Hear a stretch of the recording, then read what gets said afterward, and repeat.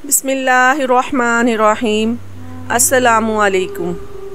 तंगो तारी गली में चादर से खुद को ढांप कर चलती हुई वो एक घर के सामने आई और लोहे के जंग आलू दरवाजे पर दस्तक दी और थोड़ी देर के बाद उस दरवाजे से एक शख्स बरामद हुआ। उस शख्स ने औरत से पूछा, क्या काम हो गया है? तो औरत ने कहा, जी हाँ, हो गया है। उस शख्स ने अपनी जेब से कुछ रकम निकाल कर उस औरत को दी। उसने जल्दी से सामने खड़े शख्स से पैसे लेकर अपने दुपट्टे के अंदर मौजूद पर्स में छुपा लिए ताकि कोई इसे देख ना सके और वैसे ही वापस चली गई जिस तरह आई थी। वो अपने शौहर के आने से पहले घर पहुंच जाना चाहती थी। अगर उससे पहले उसका शौहर घर पहुंच जाता तो उसकी सारी मेहनत गार हो जाती जो उसने उस काम करने के लिए की थी, और वो ऐसा हरगिज़ नहीं चाहती थी। घर पहुंचकर उसने बहुत ही करख्त आवाज़ से हुरिया को बुलाया। हुरिया ने जब उसकी आवाज़ सुनी तो कांपती हुई टांगों से फ़ौरन उठी और उसका सर चकराया। वो गिरने लगी और उसने दीवार का सहारा लिया। वो सुबह से भूखी प्यासी कपड़े धो रही थी और उसको ये भी पता था कि कपड़े धोने के बाद उसने घर के तमाम अफराद के लिए खाना तैयार करना है।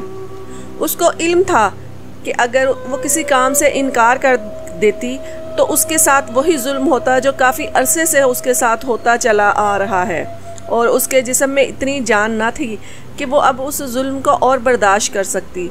इसलिए उसने औरत के सामने सर झुकाकर खड़ी हो गई और औरत ने पूछा, क्या तुमने कपड़े धो लिए हैं? उसने कहा, बस थोड़े से रह गए हैं। उस औरत ने उसकी लान तान शुरू कर दी कि सुबह से इसी काम में लगी हुई हो, घर के दूसरे काम भी पड़े हैं, वो किस वक्त करने हैं, खाना भी तैयार करना है। हुरिया ने खौफजदा नज़रों से उस औरत की तरफ देखा और कहने लगी कि मैं खाना तैयार करने लगी हूँ, हर काम वक्त पर हो जाएगा। और ये कहकर वो किचन में दाखिल हो गई और जल्दी जल्दी हाथ चलाने लगी, क्योंकि अगर खाना टाइम पर तैयार ना होता तो उस औरत के अलावा घर के दूसरे अफराद से भी उसकी बेइज्जती हो जानी थी।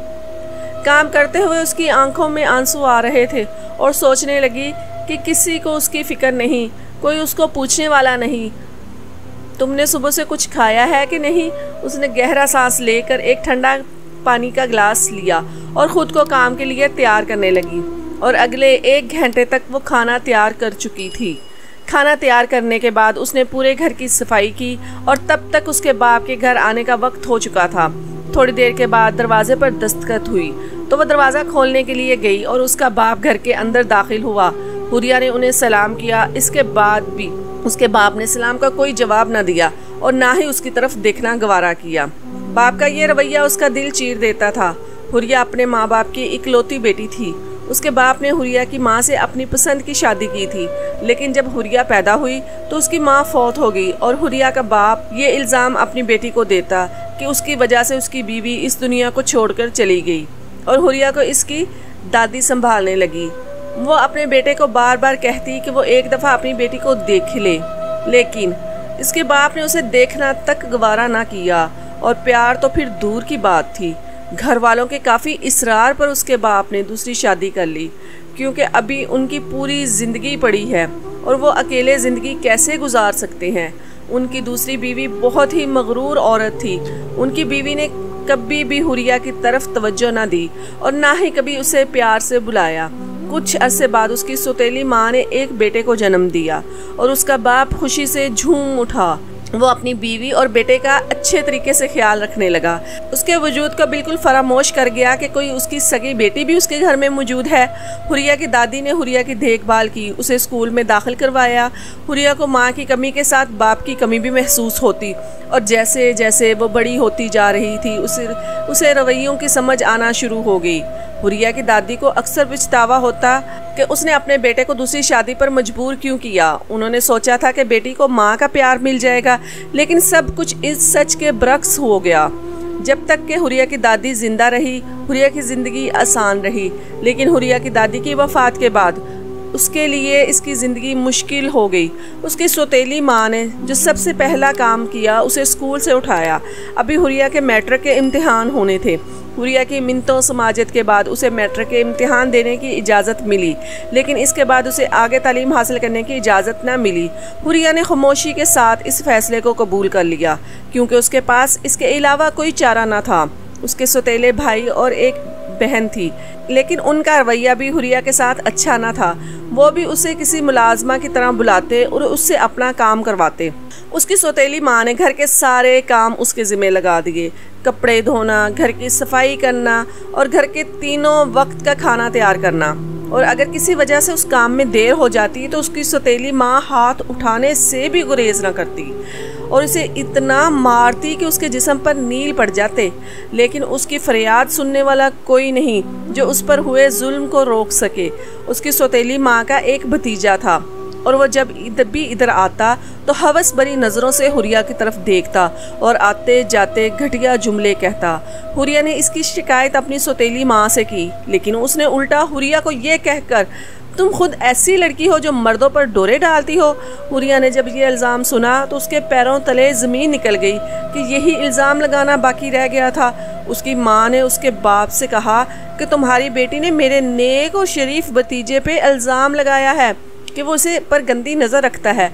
इसके बाप ने जब ये बात सुनी तो वो गुस्से से उसकी तरफ बढ़ा और उसको मारना शुरू कर दिया और इतना मारा कि वो बेजान होकर नीचे ज़मीन पर गिर गई और बेहोश हो गई। और जब उसकी आंख खुली तो उसने अपने आप को एक स्टोर नुमा कमरे में पाया। पूरा स्टोर घर के निकारा सामान से भरा हुआ था और इसी स्टोर के एक तरफ चारपाई बिछी हुई थी जिस पर वो सारा दिन काम करके कुछ घंटों के लिए आराम करती। और अब जब उसे होश आया तो वो छत की तरफ घूम रही थी और अपनी ज़िंदगी के बारे में सोच रही थी कि तमाम परेशानियों ने उसकी तरफ रुख कर लिया है और पता नहीं उसकी ज़िंदगी के बारे में क्या फ़ैसला किया जाएगा, क्योंकि उसकी माँ ने उसके बाप से कहा था कि आप इसको घर से जल्दी दफ़ा करें, ये मेरे दूसरे बच्चों का भी माहौल ख़राब कर रही है, मैं इसको मज़ीद अपने घर में नहीं रखना चाहती। और वो जानती थी कि उसकी सौतेली माँ उसके लिए कोई अच्छा रिश्ता नहीं ढूंढेगी, बल्कि वो तो ये चाहेगी कि उसके साथ कोई ऐसा सलूक किया जाए कि जो वो ज़िंदगी भर याद रखे। हुरिया ने अपनी सौतेली माँ के आगे हाथ जोड़े और उनसे कहा कि वो किसी ऐसे शख्स से शादी ना करे जो उस पर जुल्म करे। उसकी माँ ने जब उसकी बात सुनी तो कहा, यह तुम्हारे कारनामों का ही नतीजा है जो मैं तुम्हारे बारे में ये फ़ैसला कर रही हूँ। अपने आप को इस काम के लिए तैयार कर लो, अब मैं तुम्हारे साथ कोई नरमी नहीं करूँगी। हुरिया अल्लाह से दुआ करने लगी कि कोई उसकी मदद के लिए आ जाए और वो इन लोगों के जुल्म सितम से बचा जाए। एक दिन घर का फर्श धो रही थी कि दरवाजे पर दस्तखत हुई। हुरिया ने दरवाज़ा खोलकर देखा तो कोई फ़कीर बाहर खड़ा हुआ था। उसके बाल भड़े हुए और दाढ़ी भी बढ़ी हुई थी। गले में उसने मुख्तलिफ रंगों की तस्बीह डाली हुई थी। हुरिया ने जब फ़कीर को देखा और सोचने लगी कि वो फ़कीर जवान है, उसके हाथ पांव सलामत है, वो अपना पेट भरने के लिए कोई काम कर सकता है, कोई मेहनत मजदूरी कर सकता है, इस तरह लोगों के घरों में क्यों मांग रहा है। वो उसे कुछ देने के लिए घर के अंदर चलेगी और अपनी सौतेली माँ से कहने लगी कि फ़कीर आया है, इसको कुछ पैसे दे दें। जब उसकी माँ ने यह सुना तो बड़बड़ाती हुई बाहर चली गई और मेरी सौतेली माँ ने रिश्ते वाली को बुलाया और उसे मेरे रिश्ते का कहने लगी। और रिश्ते वाली ने भी उसे कई बड़ी उम्र वाले मर्द के रिश्ते बताती, कभी तलाक़ याफ्ता मर्द का। और हुरिया जब ये बातें सुनती तो खौफज़दा हो जाती। लेकिन अगले दिन फिर दरवाजे पर दस्तखत हुई और हुरिया ने देखा तो ये वही फ़कीर था। हुरिया हैरान होगी कि आज फिर आ गया है, लेकिन आज उस फ़कीर ने हुरिया को पानी पिलाने के लिए कहा तो हुरिया हिचकिचाती हुई उसे पानी पिलाने के लिए किचन में गई और पानी का गिलास लेकर आई और इंतज़ार करने लगी कि फ़कीर उसका पानी का गिलास वापस दे। अभी वो दरवाजे में ही खड़ी थी कि उसकी सौतेली माँ बाहर से आती हुई नज़र आई और मशकूक नज़रों से हुरिया की तरफ देखा तो वो फ़ौरन ही अंदर चली गई। जब उसकी माँ गिलास लेकर घर में आई तो उसे खूब डांटा और कहने लगी कि तुम कौन होती हो यूँ बाहर किसी को पानी पिलाने वाली, तुम्हारी हरकतें ही ठीक नहीं हो रही, मुझे जल्द से जल्द तुम्हारा इंतज़ाम करना पड़ेगा। हुरिया ने कहा कि वो प्यासा था, मुझसे पानी मांग रहा था तो मैं उसे कैसे मना कर देती। उसकी सौतेली माँ ने कहा कि अगली दफ़ा मैं तुम्हें दरवाजे में खड़ा ना देखूं, वरना मुझसे बुरा कोई ना होगा। और वो ये कहकर वापस चली गई। इस तरह काफ़ी दिन गुजर गए और हुरिया के कामों की रूटीन वैसी ही रह गई। एक दिन उसकी सौतेली माँ ने उसे कहा कि तुम तैयारी कर लो, कुछ दिनों तक तुम्हारा निकाह है, आप मेरे साथ ऐसा जुल्म ना करें, आप जैसा कहेंगी मैं वैसा ही करूँगी, आपको किसी किस्म की कोई शिकायत नहीं होगी। उसकी माँ ने कहा अब फैसला हो चुका है, जुमे के दिन तुम्हारा निकाह कर रही हूँ। हुरिया आंसू बहाती हुई चुप कर गई और सोचने लगी क्या मैं अपने बाप से इसके बारे में बात करूँ, लेकिन वो अपने आप में हिम्मत पैदा ना कर पाई कि वो कैसे ये बात करे। रात को जब उसका बाप आया तो उसने हिम्मत करते हुए उससे बात करने का फ़ैसला किया और उनके कमरे में चली गई। उसकी सौतेली माँ कमरे में नहीं थी और उसे ये मौका अच्छा लगा। उसने डरते हुए अपने बाप से कहा, अम्मी मेरा निकाह करवा रही हैं, आप इस निकाह को रोक दें। मैं आपको तंग नहीं करूँगी, ना ही कोई शिकायत का मौका दूँगी। इसके बाप ने हाथ उठाकर उससे बात करने से मना कर दिया और कहा कि तुम्हारी माँ जो भी कर रही है ठीक कर रही है और निकाह के लिए खुद को तैयार करो और इस घर से रुखसत हो जाओ। मैंने जब अपने बाप की ये बात सुनी तो मैं खामोशी से कमरे से बाहर आ गई और अपने आप को अल्लाह के हवाले कर दिया। इस तरह जुमे का दिन आन पहुंचा और मेरी सौतेली माँ ने मुझे कुछ कपड़े देकर कहा कि तैयार हो जाओ। मुझे कुछ समझ नहीं आ रही थी, मैंने बस वो कपड़े पहने, लेकिन मैं तैयार ना हुई। कुछ देर बाद मेरी माँ और मौलवी और मेरा बाप कमरे में आए और मौलवी ने निकाह पढ़ाना शुरू कर दिया और मुझसे कहने लगे कि मैं इन पेपर्स पर दस्तखत कर दूं और इस तरह मेरा निकाह हो गया। निकाह के कुछ देर बाद मेरी माँ आई और मुझे पर चादर ओढ़ दी और कहा कि तुम्हारी रुखसती का वक्त आ गया है। मैं खामोशी से उनके साथ चलना शुरू हो गई और मेरी माँ ने एक शॉपर मेरे हाथ में दिया। उसमें मेरे कुछ कपड़े थे। उस घर से मैं इस शॉपर के अलावा कुछ लेकर नहीं जा रही थी। इस तरह मैं रुखसत होकर घर से निकल आई। मैंने देखा कि हमारे साथ 4 मर्द हैं, उनके साथ कोई भी औरत ना थी और मुझे समझ नहीं आ रहा था कि मेरा शोहर कौन सा है। जिसमें से 3 मर्द एक तरफ चल गए और एक मर्द ने मुझसे कहा कि इस रिक्शे पर सवार हो जाओ और वो भी मेरे साथ बैठ गया। जब मैंने उसे गौर से देखा तो मेरी जान निकल गई, क्योंकि ये वही फ़कीर था जो हमारे घर आया करता था। आज उसने फ़कीरों का लिबास नहीं पहना हुआ था, लेकिन उसकी दाढ़ी और बाल वैसे ही बड़े हुए थे। उसने सफ़ेद रंग का सूट पहना हुआ था। मैं उसकी तरफ देखकर हैरान रह गई कि मेरी सौतेली माँ ने मेरे लिए इस लड़के को पसंद किया है, यानी मेरी शादी फ़कीर के साथ करवा दी है। मेरी सौतेली माँ ने मेरी शादी फ़कीर के साथ करवा कर सबसे बड़ा जुल्म किया है। मेरी आंखों से आंसू ही रुक नहीं पा रहे थे। कुछ देर बाद रिक्शा एक गली के आगे जा रुका और उसने मुझे उतरने का कहा। मैं उसके पीछे चलने लगी। अभी वो एक लोहे के जंग आलूद दरवाजे के सामने रुक गया और दरवाजे पर लगा ताला खोलने लगा। दरवाज़ा खोलकर उसने मुझे घर के अंदर दाखिल होने के लिए कहा तो मैं घर के अंदर दाखिल हो गई। घर में बिल्कुल अंधेरा छाया हुआ था। मैं एक तरफ होकर खड़ी हो गई। उसने घर के अंदर दाखिल होकर लाइट जलाई। ये एक छोटा सा घर था। सामने 2 कमरे, एक छोटा सा सहन एक छोटा सा किचन था। सहन में एक तरफ बाथरूम बना हुआ था। घर छोटा लेकिन साफ सुथरा था। ये कहीं से भी एक फकीर का घर नहीं लग रहा था। उसने एक कमरे का दरवाज़ा खोल दिया और कमरे में एक बेड और एक कपड़ों वाली अलमारी और एक सोफ़ा पड़ा था। उसने मुझे कहा कि बैठ जाएं। मैं बेड के एक तरफ बैठ गई और वह कमरे से बाहर चला गया। कुछ देर के बाद वो आया तो उसके हाथ में खाने की ट्रे थी। उसने मुझे खाना खाने के लिए कहा, लेकिन मैंने ना में सर हिला दिया। मैंने कहा मुझे भूख नहीं। उसने मुझे कहा मेहरबानी करके खाना खा लें और जो कुछ हो चुका है इसको कबूल कर लें। यहाँ आपको किसी किस्म की परेशानी ना होगी। मुझे उसके बोलने के अंदाज से नहीं लग रहा था कि वो फ़कीर है, बल्कि वो कोई सुलझा हुआ शख्स लग रहा था। उसने अपना नाम शाहिद बताया और अगले दिन वो सुबह सवेरे घर से निकल गया और मुझसे कहने लगा कि घर का दरवाज़ा अच्छे तरीके से बंद कर लो, मैं शाम तक लौट आऊँगा। मैंने घर की हल्की फुल्की सफाई की और किचन में देखा तो खाने पीने की तमाम चीज़ें मौजूद थी। मैंने खाना तैयार किया और इसका इंतज़ार करने लगी। शाम को वापस आया तो उसके हाथ में कुछ शॉपिंग बैग थे। उसने वो बैग मुझे दिए कि इसको खोल कर देखो। उसमें लड़कियों के कपड़े, जूते, मेकअप का सामान था। उसने मुझसे कहा कि ये मैं तुम्हारे लिए लाया हूँ। मैं हैरान हो गई कि एक फ़कीर होकर उसके पास इतने पैसे कहाँ से आए। अभी मैं उससे इतनी बेतकल्लुफ़ नहीं हुई थी कि उससे सवाल कर सकती। उसने मुझसे कहा कि मैं आपके साथ कोई ज़बरदस्ती नहीं करूँगा, आपको पूरा वक्त दूंगा, आप इस रिश्ते को कबूल कर सकें। मुझे उसकी ये बात अच्छी लगी क्योंकि मैं भी अभी ज़हनी तौर पर इस रिश्ते के लिए तैयार ना थी। इस तरह काफ़ी दिन गुजर गए, लेकिन मैं अपनी बाप के घर को और अपनी सगी माँ को याद कर करके बहुत रोती थी कि अगर वो आज ज़िंदा होते तो मेरे बारे में ऐसा फ़ैसला ना कर पाती और मेरे बाप ने मुझे रुखसत करते हुए भी प्यार ना दिया और ये चीज़ मुझसे बर्दाश्त ना होती और मैं धाड़े मार मार कर रोती। लेकिन उस वक्त मैं घर में अकेली ही होती। एक दिन सौतेली माँ मेरे घर के सामने से गुजरी तो उसने मेरे रोने की आवाज़ सुनी तो वो बहुत खुशी महसूस करने लगी। लेकिन एक दिन उनके मोहल्ले की कुछ औरतें उनके घर गई और उनसे कहने लगी कि तुमने अपनी सौतेली बेटी की शादी करवा कर बहुत अच्छा किया है और उसका घर जन्नत बना दिया है। सौतेली माँ हैरान हुई कि मैंने तो उसके रोने की आवाज़ें सुनी है और मुझे औरतें कह रही हैं, तो इससे कुछ शक सा हो गया और वो उसे सच को जानने के लिए उनके घर में गई। जब मैं उनके घर में दाखिल हुई तो देखा कि शाहिद ने साफ़ सुथरे कपड़े पहने हुए हैं, दाढ़ी और बाल की भी कटिंग करवाई हुई है। वो एक पढ़ा लिखा नौजवान लग रहा है और मैंने हुरिया की तरफ देखा, उसने बहुत ही खूबसूरत कपड़े पहने हुए हैं और वो दोनों इकट्ठे बैठकर खाना खा रहे हैं। ये मंजर देखकर मुझे गुस्सा आने लगा।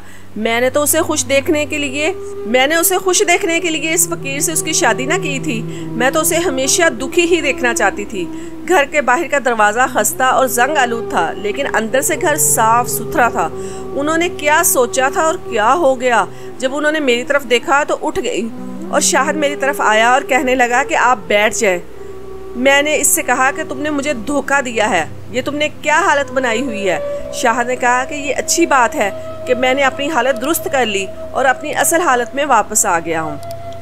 और शाहिद ने कहा कि आपको तो आपके हिस्से की रकम मिल गई है, तो आप ऐसे सवाल क्यों कर रही हैं? जब उसने ये बात सुनी तो कहने लगी कि मैंने तो फ़कीर ही समझकर तुमसे इसकी शादी की थी, तुम असल में हो कौन? उसने कहा कि मैं असल में एक पुलिस वाला हूँ और मैं भेस बदल कर लोगों को ढूंढता हूँ।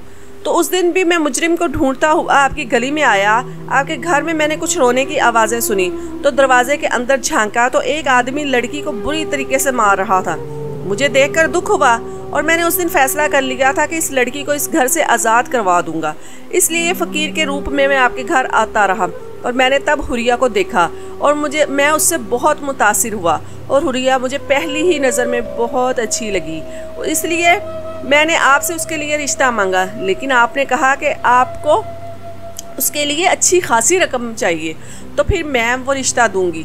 मैंने आपको इसके लिए अच्छी खासी रकम भी दी जो आप रात के अंधेरे में छुपती हुई लेने आई थी, ताकि किसी को पता ना चल सके। और ये भी घर मेरा असल नहीं है, ये घर मैंने किराए पर लिया हुआ है। मेरा अपना ज़ाती बंगला है, मैं और हुरिया उधर ही रहेंगे। जब सौतेली माँ ने ये बातें सुनी तो सर पकड़ लिया। उनसे क्या फैसला हो गया है? उस लड़के ने इनको धोखा दिया। वो गुस्सा करती हुई घर से चली गई और जब शाहिद ने हुरिया की तरफ देखा तो उसका रंग सफ़ेद पड़ा हुआ था। वो गुमसुम सी नज़रों से उसकी तरफ देख रही थी और वह सर चकराती हुई गिर गई और बेहोश हो गई। शाहिद भागता हुआ आया, उसने उस तक पहुंचा और उसे थाम लिया, उसे बेड पर लटाया और उसके ऊपर पानी के छींटे मारे कि इसे होश आ जाए। थोड़ी देर के बाद उसे होश आ गया और शाहिद ने उसकी तरफ देखा। वो एक तरफ मुंह करके रो रही थी। शाहिद ने उससे कहा कि तुम क्यों रो रही हो? तो उसने कहा आप इतना बड़ा झूठ क्यों बोल रहे थे? शाहिद ने मुस्कुरा कर कहा कि अगर मैं सच में पढ़ा लिखा बनकर रिश्ता मांगता तो उन्होंने कभी भी तुम्हारी मेरे साथ शादी नहीं करवानी थी। हुरिया ने कहा कि आपने मेरी वजह से अपना भेस बदला था। तो उसने कहा जब तुम्हें मार खाते हुए देखा तो मेरे दिल को कुछ हुआ और मैंने दिल से चाहा था कि तुम्हें इनसे महफूज कर लूं, लेकिन मैं तुम्हें किस हक से बचा सकता था? इसलिए मैंने फ़कीर का भेस अख्तियार किया ताकि किसी को मुझ पर शक ना हो। जब पहले दिन तुम मेरे सामने आई उस दिन मैंने तुम्हें देखा तो मैं तुम्हारी मासूमियत पर फिदा हो गया। तुम्हारे चेहरे पर तुम्हारी दुख भरी दास्तान लिखी हुई थी। मेरा दिल कर रहा था कि तुम्हें अभी इसी वक्त लेकर चला जाऊं, लेकिन मैंने अपने जज्बात पर काबू पाया और सही वक्त का इंतज़ार करने लगा। मैंने ही ये मंसूबा बनाया और तुम्हारी सौतेली माँ को अपने मंसूबे में फंसाया। इस तरह इनका लालच खुलकर सामने आ गया और मैंने तुम्हें इनके जुल्म से बचाने के लिए इन्हें पैसे दिए। इसको तुम गलत ना समझना, मैं तुमसे प्यार करता हूँ और तुम्हें खुश देखना चाहता हूँ, इसलिए मैंने तुम्हें इनके जुल्म से बचाया। हुरिया ने शाहिद की बात सुनकर मुस्कुराई और खुदा का शुक्र अदा करने लगी कि अल्लाह ने उसकी मदद की और उसे अच्छे हाथों में सौंप दिया।